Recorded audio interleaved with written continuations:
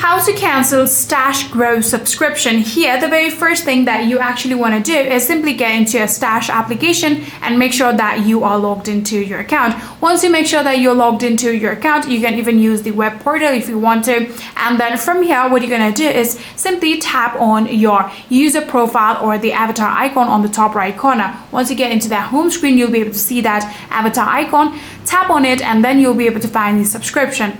Tap on subscription. Once you do that, you'll be able to select the manage plan option. Keep on scrolling until you find it. Tap on that one and then you'll be able to see change plan. Tap on change plan or the cancel subscription option and follow all of the given on-screen prompt. Once you follow all of the instructions and confirm the reason for cancellation, that way you will successfully be able to cancel your Stash Grow subscription. So if you guys still have any further queries, then please let me know in the comment section down below, or else that will be it for this video.